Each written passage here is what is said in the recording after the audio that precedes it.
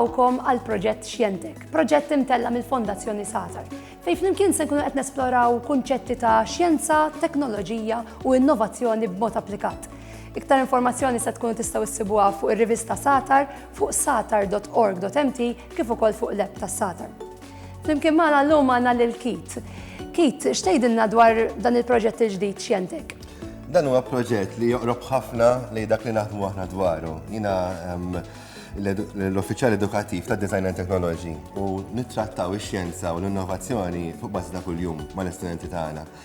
Il-Fondazzjoni Satar ikkuntattjatna propju biex niżviluppaw proġetti illi l-qarrija tagħhom jistgħu jkunu kreattivi fihom, imma fl-istess kien waqt li jtieħdu pjaċir ikunu jistgħu wkoll joħolqu u jilagħbu letteralment bil-kunċetti ta' xjenza kif sewwat inti. U għandek xi mudellek favorit tiegħek ukoll nistaqsi? Ngħidlek dan il-proġett ilna naħdmu fuqu u ftit jisom kollha jisom jiġu l-babies tiegħek il-proġetti meta toħloq idea u tiżviluppa. Jien bniedem nħobb ħafna l-affarijiet ta' barra, l-affarijiet tan-natura u l-avventura għalkemm jiġifieri kollha jogħġbuni imma wieħed verament tal-qalbi huwa proġett propju li jitratta fuq ix-xemx u r-riħ fej dan nistgħu nesperimentaw kif taqra r-riħ, kif tifhem id-dawl u l-pożizzjoni tax-xemx. Affarijiet li żgur it-tfal ħajjieħdu pjaċir jagħmlu. Naturalment.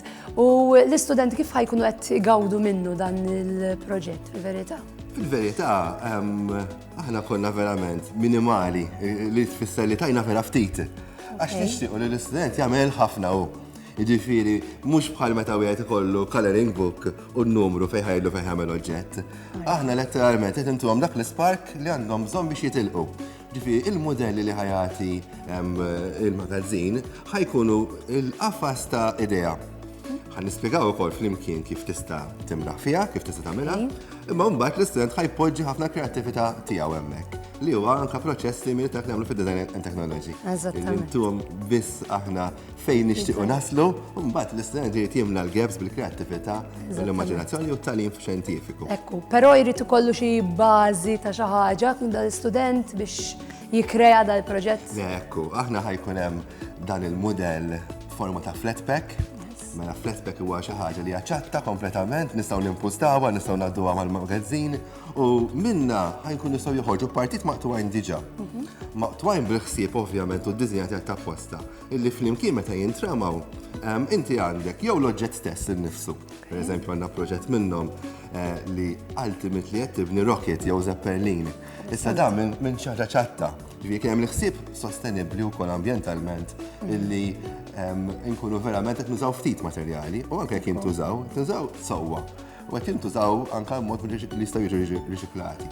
Għalhekk l-istudent ħajirċievi għal 4 darbiet modelli flat-packed li bifti għajnuna tagħna u anke l-immaġinazzjoni tagħhom jibnuhom u jkunu jistgħu jkomplu jesperimentaw. Jiġifieri ħajkun proġett għal kulħadd bażikament. Għal kulħadd, il-qarrija naf kemm huma varjati u ta' kull età fis-sens ta' Satar u kull mudell terġa' tgħid għandu livelli ta' kemm tista' taħdem fuqu. Ġifieri tista' tkun kuntent li bnejt iż-zeppelin jew ir-rocket għax sabiħ. B'mod sempliċi. Tista' tkun kuntent iktar forsi għax tagħmlu jaħdem u jdulu l-iskrum. U tista' tiqpa' dej tibnilu mekkaniżmi li jinġibdu bl-ispaga u jduru. Ġifieri hemm qisu tiers, hemm livelli ta' kemm tista' taħdem. Sa fejn tasal. Sa fejn tixtieq inti. U Kit, kif ġie żviluppat dan il-proġett? Mela biex tiżviluppa idejat bħal daw tagħmel ħafna brainstorming u kollha niltaqgħu spiss u ngħidu sma' liema kunċetti huma l-iktar b'saħħithom u tajbin għall-istudenti. Minn hemmhekk titlaq minn kif ħaddaħħal dak il-kunċett f'xi idea prattika, f'xi idea li taħdem. U kollha nibdew billi naqtaw kartun niffurmawh nagħmlu prototype ta' dak il-prodott li għandna f'moħħna u tibqa' tiżviluppa x'l-idejat hemmhekk jibdew joħorġu.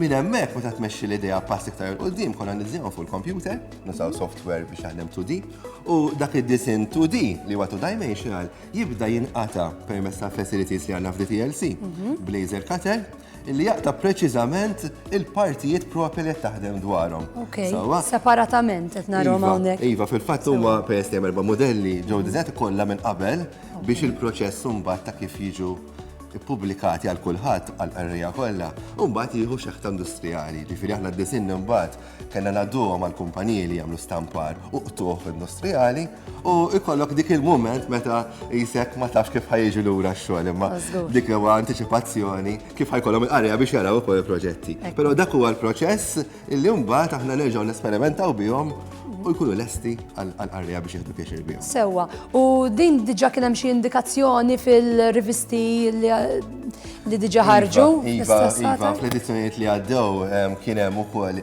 il-proċess kollu ta' kif jiġi ddiżinjat prodott bħal dan, anke bħala informazzjoni ġenerali u interessanti għall-qarja tagħna. Tajjeb, mela ta' minn ngħidu li fis-satar ta' Ottubru u Novembru hemm il-proċess kollu li nkunu nistgħu naraw kif ġie mħejji dan il-proġett. Però fil-filmati li ġejjin se nkunu qed naraw ukoll dawn il-modelli wieħed u x'se nkunu qed nesploraw fihom.